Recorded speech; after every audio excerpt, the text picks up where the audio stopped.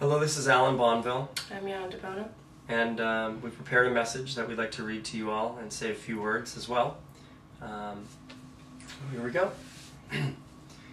We are at the beginning of an exhilarating struggle, one where millions of queer and allied people will be put to the test, agitated, and move, because they themselves will become the change they seek.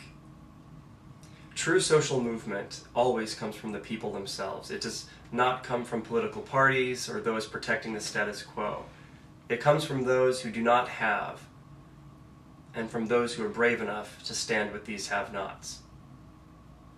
And for some things, we need training, the skills, because let's face it, schools in this country don't openly teach children how to disobey. And for some things, we need to just trust our instincts and do what feels best in our own individual hearts.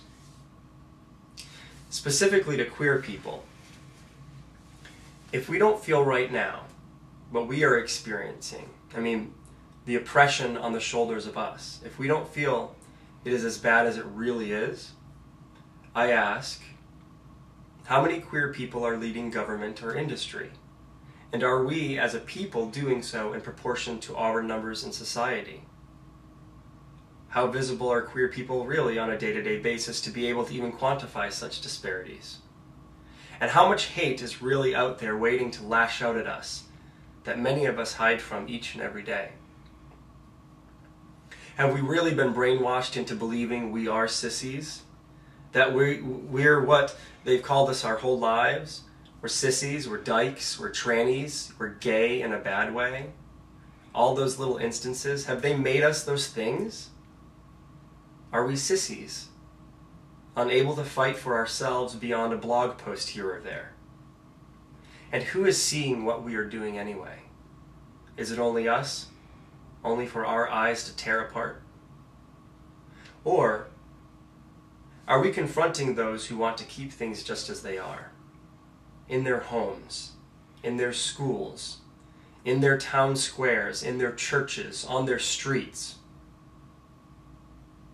Again, do we really know how bad things are? How often do we test to see? And how much endurance do we have to keep testing until the systems that have failed us crack wide open and expose their every weakness, so we can reshape them with our allies to include our lives, our stories, our equalness? Due to funding running out, the Civil Rights Fast has ended. At 9:20 p.m. on the 11th night, the decision was made and the fast was broken with Pedialyte and saltine crackers. We have engaged in a total of 47 days of sustained action to begin pressuring our United States Senator to file a bill that simply adds sexual orientation and gender identity to the 1964 Civil Rights Act.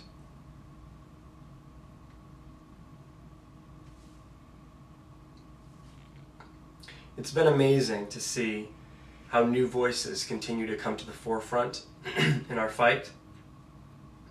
From standing outside Senator Gillibrand's campaign office, to sleeping outside that office, to fasting for this purpose, to calling her office, to emailing her office, chalking the sidewalks, passing out thousands of flyers, meeting with legislators around the country.